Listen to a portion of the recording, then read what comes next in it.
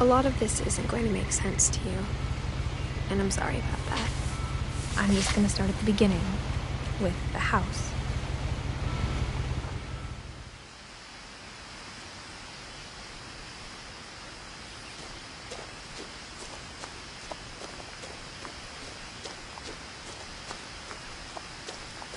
I lived here until I was 11, but I wasn't allowed inside half the rooms.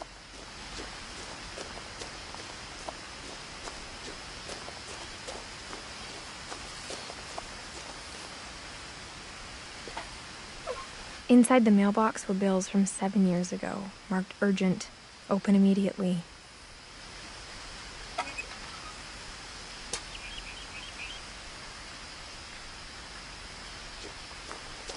I hadn't been back since my brother Lewis's funeral.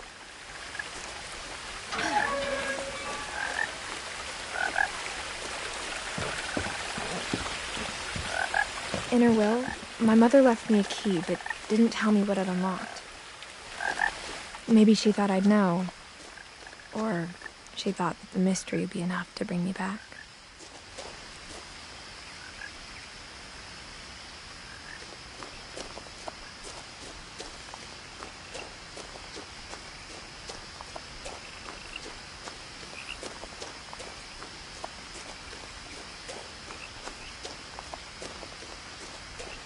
No one had driven this way in a long time, but I saw a few hoof prints.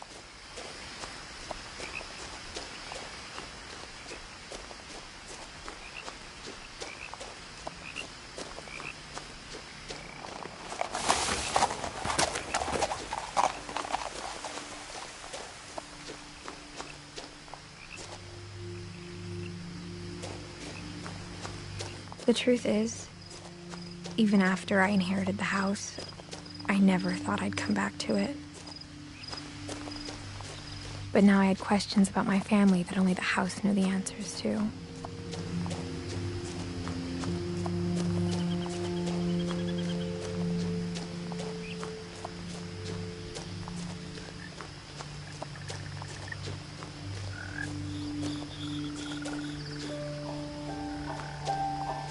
The house was exactly like I remembered it, the way I'd been dreaming about it.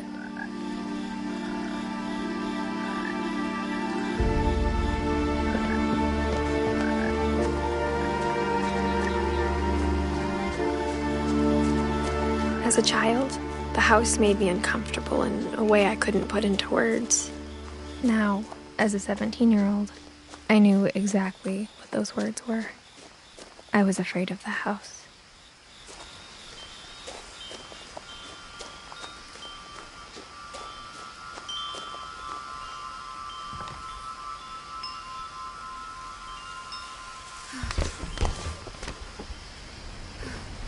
Crawling through the doggy door used to be a lot easier when I was 11.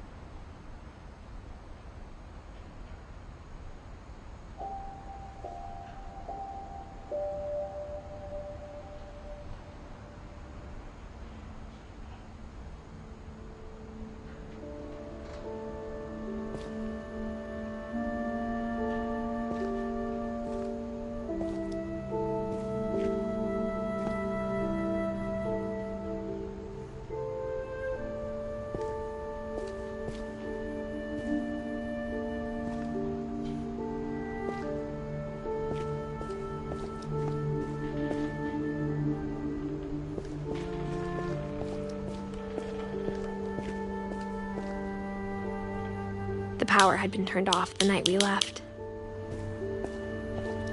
For the first time in years, I felt like I was home.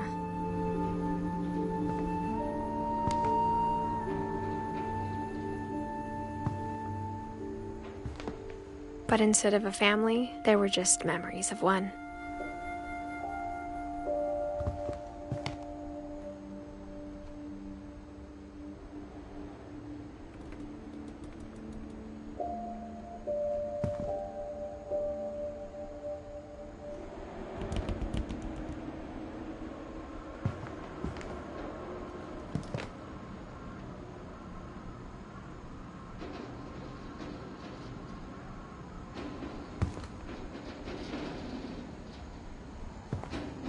Like how only one restaurant would deliver to our house, so we had Chinese a lot.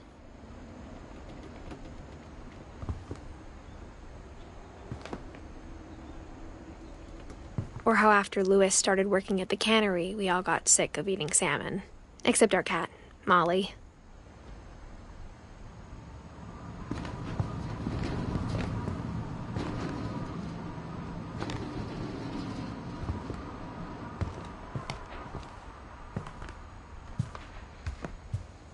The table was still a wreck from the night we left. It was like a bomb had gone off, killing everyone but sparing the furniture.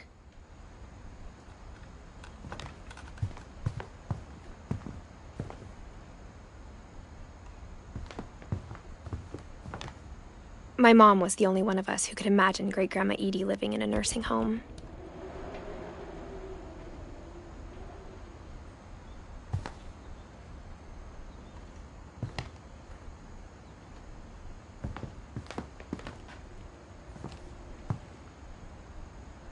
Nothing in the house looked abnormal. There was just too much of it, like a smile with too many teeth.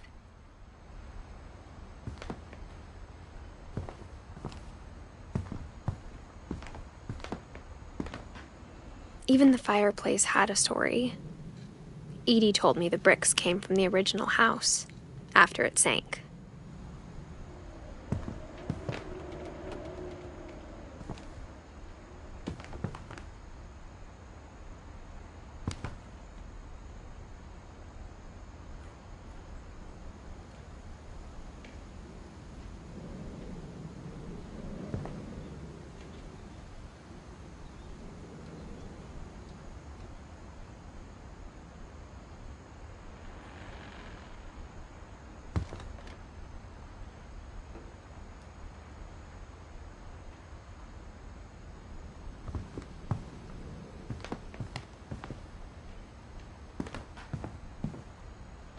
Mom always told me to stay out of the basement, so I wasn't too surprised when the key didn't fit.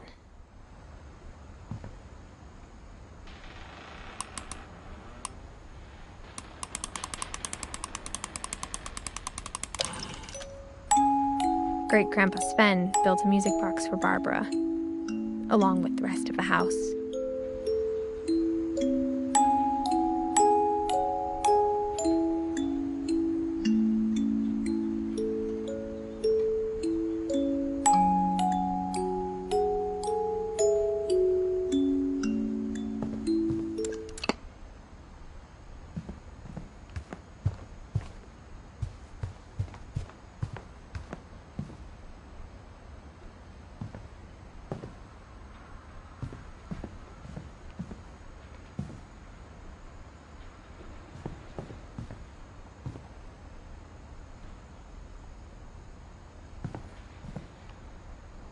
A lot of things got left behind in the whirlwind of that last night.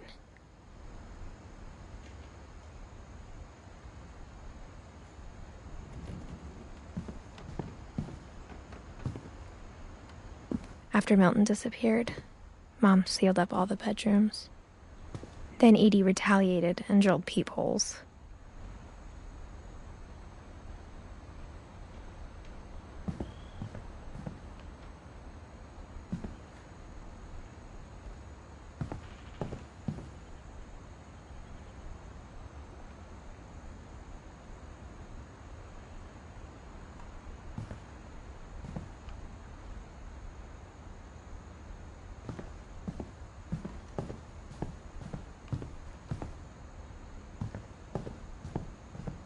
Whenever people ask me about my family, the first thing they always want to know about is Barbara.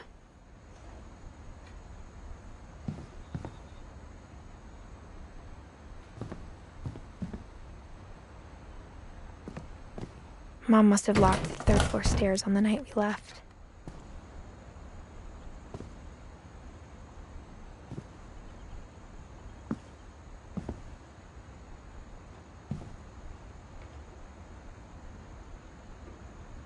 Edie's father, Odin, built the original house.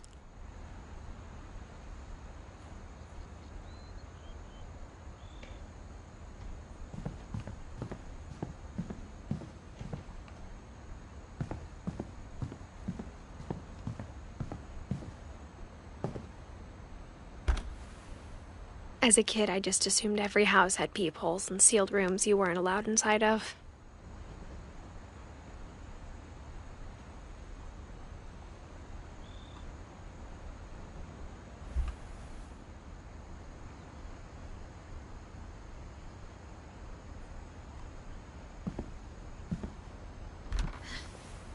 My Grandpa Sam spent 7 years sharing a room with his dead brother, Calvin.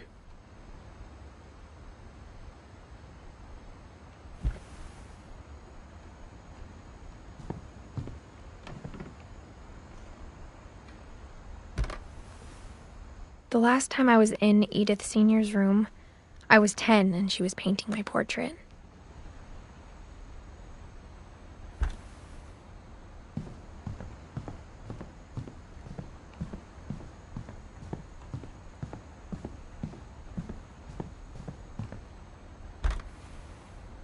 Molly always seemed like a girl I could imagine being friends with, if she hadn't died in 1947.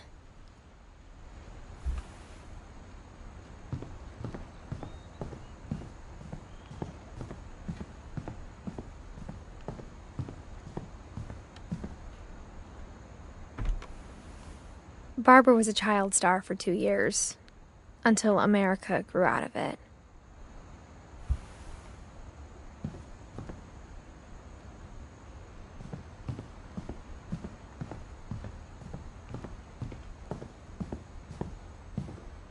I spent a lot of time playing in Great Uncle Walter's room.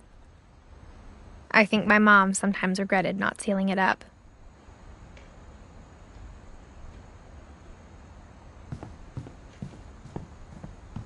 Lewis told me there were secret passages, but I never believed him.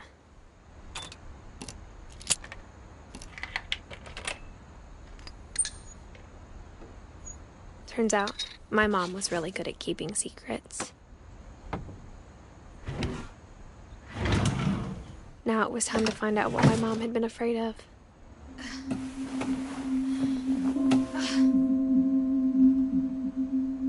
From the paintings on the wall, it was clear my brother Milton had been here before me.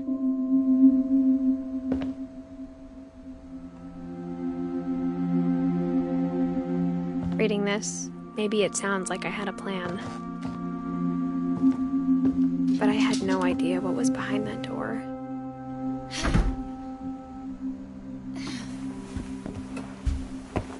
Just like I had no idea where all this was gonna lead. I grew up looking at Molly's room through the peephole. Molly's gerbil had a tiny bedroom with its own even tinier gerbil cage.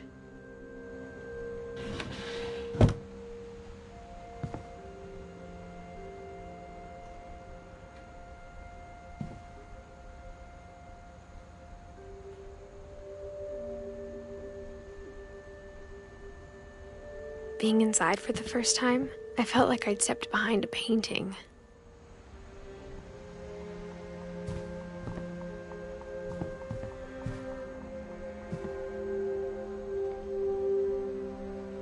I got the sense Edie had spent a lot of time here, before my mom sealed the doors.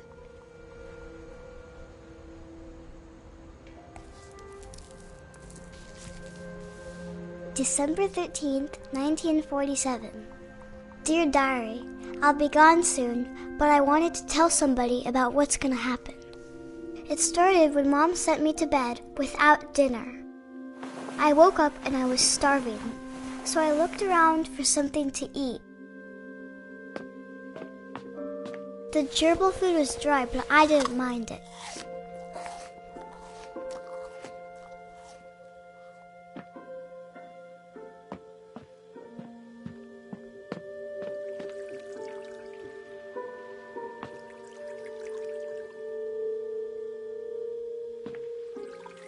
I thought about eating Christopher, but I held back.